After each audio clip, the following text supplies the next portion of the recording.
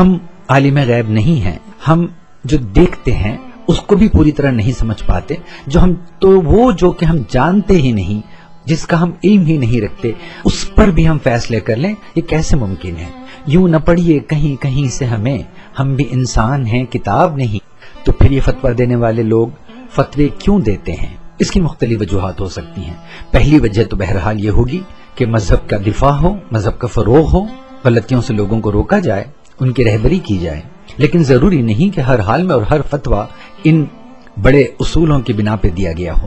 بعض وقت تو فتویٰ ہوتا بھی نہیں، اپیل ہوتی ہے یا ایک معلم کا، مولوی کا ذاتی رائے ہوتی ہے، لیکن اس کو شرپسند عناصر فتویٰ بنا کے پیش کرتے ہیں۔ اسی لیے میں اپیل کرتا ہوں کہ مذہبی رہنما بالخصوص ہندوستان میں سیاسی مسائل سے نہ الجھیں تو قوم کی بہتری ہو۔ مثلا مجھے یاد ہے کہ گجرات کے الیکشنز کے دوران دو بزرگوں نے مسلمانوں سے اپیل کی تھی کہ وہ الیکشن میں بڑھ چڑھ کے حصہ لیں اور کانگریس کو ووٹ دیں۔ اب اگر وہ یہ اپیل نہ بھی کرتے تو یہاں کا ماحول بالکل کانگریس کے حق میں ہی تھا، لیکن بی جے پی نے اس کو اس قدر اچھالا کہ محض اس ایک اپیل کی بنا پر ڈھیر سارے ووٹ بی جے پی کو زائد ملے اور کانگریس کو شرمناک ہار کا سامنا کرنا پڑا۔ کبھی کبھی فتویٰ ہم ایسے موقع پہ بھی دے دیتے ہیں اور ان باتوں پہ دے دیتے ہیں جہاں تھوڑی سی لچک داری، تھوڑی سی سمجھداری کی گنجائش تھی۔ مثلا کچھ عرصہ قبل یو پی میں کسی مولوی نے وندے ماترم پڑھنے والوں کے خلاف فتویٰ دے رکھا۔ میں اس کی مذہبی اہمیت میں گئے بنا یہ عرض کرنا چاہتا ہوں کہ یہاں پر تھوڑی سی سمجھداری، تھوڑی سی لچکداری کی ضرورت تھی۔ وہیں میں ہندوؤں سے پوچھنا چاہتا ہوں کہ جو مسلمان سارے جہاں سے اچھا ہندوستان ہمارا بے تکلف کہتا ہے، تو کیوں اس سے حب الوطنی کے لیے وندے ماترم کی تصدیق کروائی جاتی ہے، اس کا ثبوت مانگا جاتا ہے؟ لیکن وہیں یہ بھی حقیقت ہے کہ وندے ماترم اب اس ملک کا قومی گانا بن چکا ہے۔ گانے والے بھی مسلمان تھے۔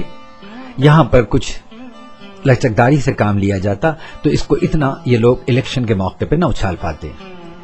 شاعر نے اس لچکداری کی اہمیت یوں بیان کی ہے: تھوڑی سی لچک بھی ہو انسان کی فطرت میں، ہر بات پہ اڑنے کو کہتے نہیں خودداری۔ یہ تو خیر مذہبی نقطہ نظر سے ممکن ہے گنجائش رہی ہو اس فتوے کی، مگر بعض مرتبہ فتوے ایسی غلط جگہ پہ دیے جاتے ہیں جس سے فتویٰ دینے والے کی نیت پر شک ہونے لگتا ہے۔ اور کیوں نہیں، سیاستداں بک سکتے ہیں، کنسلٹنٹس غلط رپورٹ دے سکتے ہیں، سائنٹسٹس نیوکلیئر راز بیچ سکتے ہیں، تو بیچارہ مفتی غلطی کیوں نہیں کر سکتا؟ انسان ہی ہے۔ آئیے دیکھیے کہ کس طرح مسلمان بابری مسجد کے توڑنے والوں کو آگے بڑھ کے گلے لگا رہے ہیں، کس طرح بعض مسلمان عراق اور افغانستان پہ تباہی مچانے والوں کو خوش آمدید کہہ رہے ہیں، بغل گیری کر رہے ہیں۔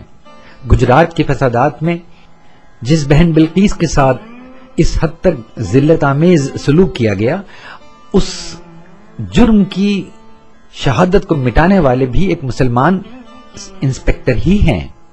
ہلاکوں کی تصدیق مسلمانوں ہی نے کی تھی۔ یہ رویہ جاری رہا تو کسی دن بال ٹھاکرے اور پروین توگڑیا کو مسلمانوں کا سب سے بڑا دوست گردانا جائے گا۔